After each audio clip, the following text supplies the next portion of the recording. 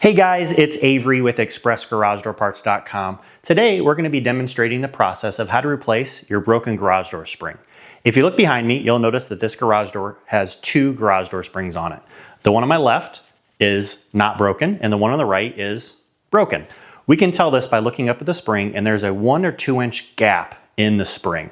Springs will expand about 2 inches when they're under tension, and when they break, we can see that expansion. So let's get up there and get these replaced. But first, there's a few safety precautions that we need to take. One of the first safety precautions that we're going to be taking is to unplug our garage door opener. We don't want anybody to inadvertently activate the opener while we're working on the garage door springs. Just reach up and pull your plug. Just in case your opener has a battery backup system built into it, another safety precaution that we like to take is to come up here to the safety release cord on the opener arm and give it a quick tug. This will disconnect the door from the opener as well. So just come up here, give it a quick yank. It might make a loud pop, that's okay, but that disconnects the door from your opener. Another thing that we like to do is to come over to one of our garage door tracks, and just above one of the rollers in the track, we're going to take a pair of vice grips and secure it to the track. What this does is for later on, when we release the winding bars from the garage door springs, if the springs are too loaded or too heavy for the door doesn't come up without us wanting it to. Now that we've taken the proper safety precautions on the door, a few other things that we'd like to mention. Generally, when we're doing this, we like to wear gloves and we do wear eye protection, okay? During this filming process, the eye protection, there's a lot of glare with all the lights that we're using here in the studio. So we're not gonna be doing that today for video's sake, but normally, yes, you're gonna wear gloves, you're gonna wear eye protection when doing this. So first thing we're gonna do, we're gonna come up to our spring that still has tension on it. We're gonna look at it here. You're gonna notice that there's these set screws, okay? We don't wanna touch those unless we have a winding bar. So when unwinding and winding our springs up, you're gonna wanna use winding bars, okay? Very, very important to use the proper winding and unwinding tools on your garage door springs, okay? This is 1018 cold rolled 1/2 inch steel, okay? This is engineered and designed to work with these springs. So when you're doing this, use winding bars. The proper tools are needed for this. So first thing we're gonna wanna do is take our winding bar, we're gonna stick it in our spring, make sure it's in there good and tight. Once that's in there, we're gonna use a 3/8 wrench. Now, we do this a lot for a living, so we have a squared socket on our ratchet here. We're gonna be using that instead, but normally it's just a 3/8 wrench that fits snugly around these set screws. So we're gonna come up here, make sure you have a good firm grip on your spring. Once you release these set screws, the tension of this spring is gonna come onto the winding bar, and I'm gonna have all that on my arm here. So I'm gonna slowly loosen up these set screws. And right when you do the second one here, you're gonna start to feel that pressure of that spring, okay? So once those are loose, you're gonna gently lower the bar down to rest up against the door. This is now holding all of the tension of that spring. You're gonna take your second winding bar, you're gonna come to this next hole. Again, make sure it's in there good and snug. You're gonna prop this spring up, probably about 1/4 inch, which is gonna allow this next bar to slide out. You're gonna come down and rest it against the door again. Now you're gonna keep doing this until the tension is taken off of these springs. Now you'll notice when I'm doing this, I'm keeping my face and my head away from this area here. If something were to happen, I don't want something bad happening to me. So a general reference, the springs here will have right around 30 to 35 quarter turns on each spring. So you'll keep doing this about 30 times and you'll notice this spring will go completely slack. Okay, so now that we have our unbroken spring has been properly unwound, we can move to the center point on the door. Now you'll notice on this center mount that there's 2 bolts holding these springs together. Most of the time these will be a 9/16 nut and bolts. It can vary from installer to installer, but normally that's what it'll be. So come up here and we'll just undo these bolts from each other.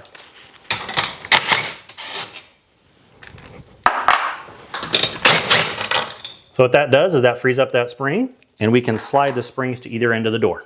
All right, now that we have our springs unbolted in the center and they have been slid over to the sides of the door, we can tackle our cable drum. Now, you notice on your cable drum here that it has 2 set screws as well, like our springs did. It's the same size, the 3/8. So we'll come up to these and we'll loosen these up. This will allow that cable drum to move along that torsion shaft. You'll pop your cable off. Set that over to the side, and you'll actually just take your cable drum and you're gonna slide it inwards a little bit. You'll notice after I did that, that on this shaft here, that there are some set screw indentations on the shaft. So what we have found works really well for this is if you take a file and you can actually go over these burrs and these indentations, and that'll allow your cable drum and spring to move smoothly on that shaft and go over this bearing better as well. So just come in here, feel around, see if there's anything that might slip you up. And that should allow that to smooth. So what you'll do is you'll take your torsion shaft here and you'll actually you're gonna slide it the other direction. That gives us room to take out your cable drum, take your spring, slide that out, and then you're gonna grab your new spring. Now, this is very important. So on a garage door, there is a right and a left wound garage door spring. On the right side of the door, you'll have a left wound spring. It's opposite. The left wound spring has a black indicator on the end cone here. The other side, which is a right wound spring, will have a red indicator. So black on the right, red on the left. So you'll take your spring, make sure your set screws are all loosened up here, and you'll take your spring and you'll actually just slide it right back over your shaft. Slide it down towards the center. You'll take your cable drum, make sure your set screws are in towards you. Slide that in, and you'll take your shaft and slide it right over your bearing. And then you're free to go to the other side of the door and repeat the process. Okay, so now that we have both of our new springs on our torsion shaft, we're okay to go ahead and bolt them together. Now, you'll notice here in the middle, this specific center mount has a metal bearing in it. Now, if you order on our website, when you get your new springs, we're gonna send you a nylon bushing. Sometimes this is open, but you just need one bearing or nylon bushing per pair of springs. It can go on either side here, but you just need one per pair. So that's very important. So you're gonna push these together, and you're gonna take your old nuts and bolts, and you're just simply gonna rebolt your springs back together. So that's good and snug there.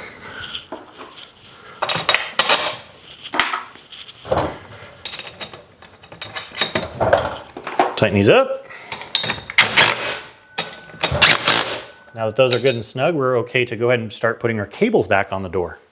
So moving forward, we're okay to put our cables on our cable drums now. So what we're gonna do is we're gonna grab our cable, we're gonna take our cable drum, and you'll notice in your cable drum, there's a little swedge out of the end of this cable drum here. That's where our cable is gonna go.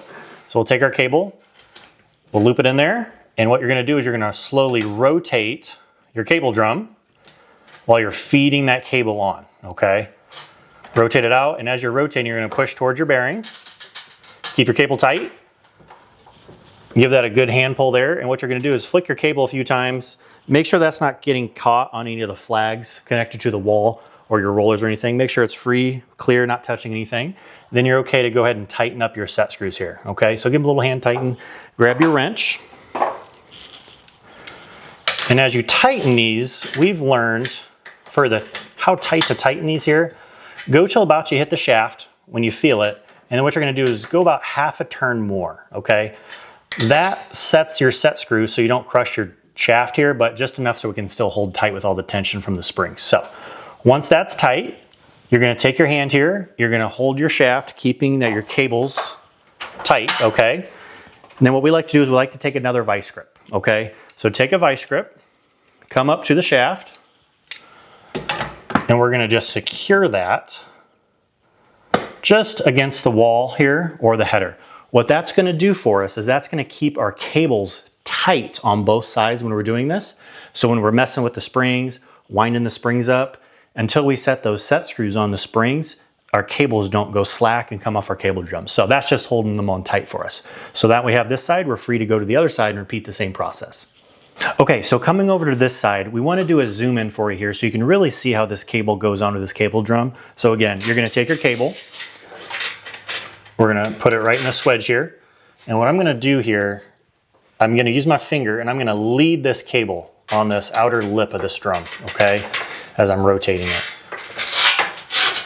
And I'm going to push it in, keep it leading. Again, I'm going to hold that tight, make sure my cable's clear, and then I'm free to tighten up my set screws. Again, we're just gonna tighten these up. Go till we hit that shaft, move to the next one. Go to hit the shaft, and I'm gonna come back here, do about a half a turn. right about a half turn. And that puts our cables on and we're free to wind up our springs.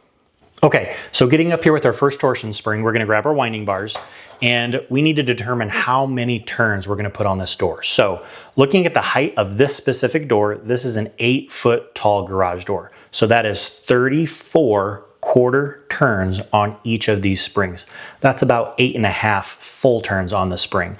If this was a 7-foot door, it'd be around 31, about 30 quarter turns, which is about 7.5 full revolutions on these springs. So again, I'm keeping my head away from this little danger zone right here. You're gonna take your winding bar, you're gonna put it in your first hole here.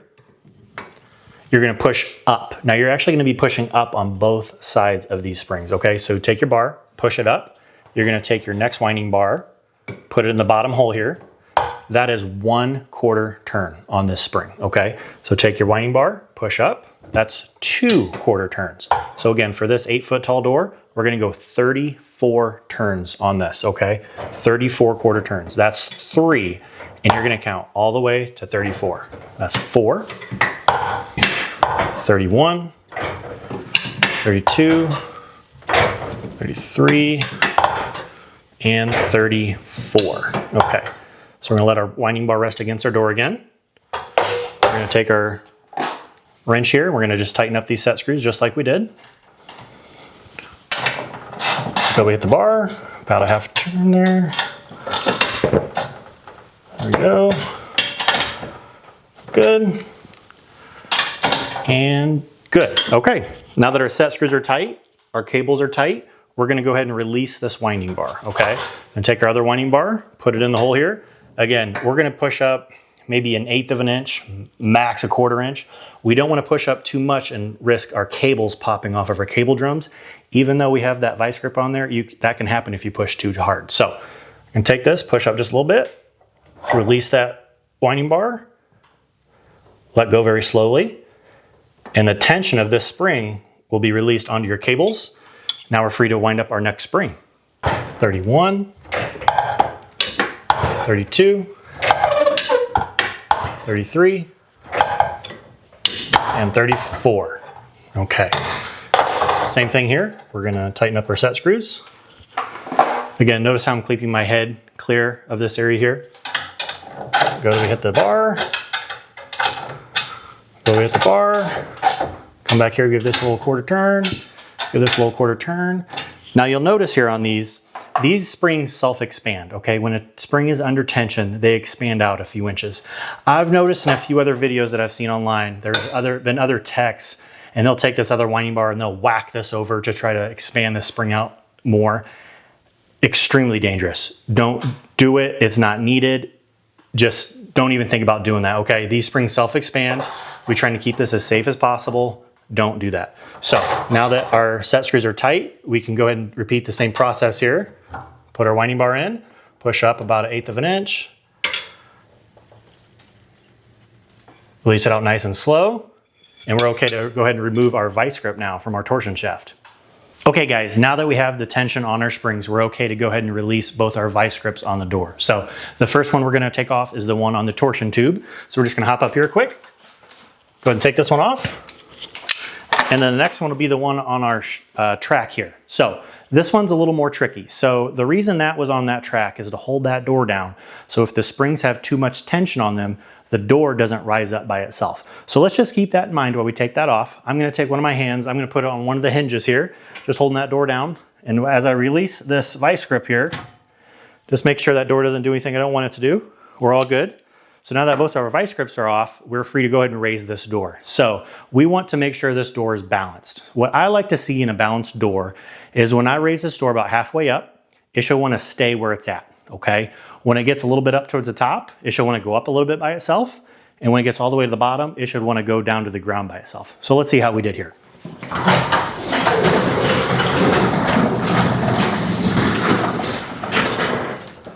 So that one stays. Top goes up a little bit.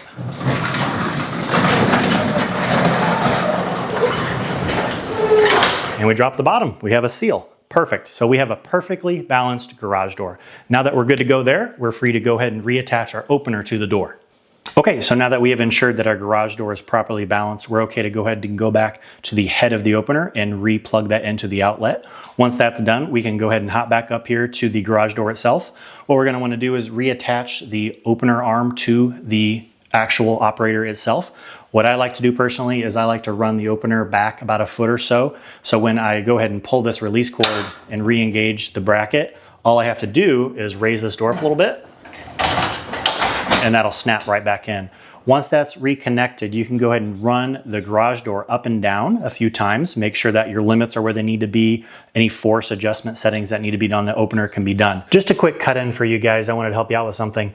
If for some reason you go ahead and pull your vice grip and the door wants to raise up by itself, meaning if the springs are too hot, or if you go to raise that door up and it's really heavy, you might need to adjust your springs in. The recommended 31, 34 quarter turns, that's a great starting point, and 9 times out of 10, that'll get your door perfectly balanced. But there's those few times that you do need to do some extra adjustment. So hopping back up to one of your springs, what we're gonna do, if say the door was too loaded or if the springs were too hot on the door, meaning if the door was rising up a little bit by itself, we're gonna take one of our winding bars, stick it in, make sure it's good and in there again, come over to one of our set screws, loosen that up. Again with the next one, we're gonna feel that tension, there we go. And we're gonna go ahead and rest that against the door. So what I just did there is I took a quarter turn off of one of the springs. If the door was really hot, I could take 1 or 2 of those off. And you can do that on either side. So you can really balance this door in to what you needed to do. So once the adjustment's been made, you can just simply retighten your set screws up.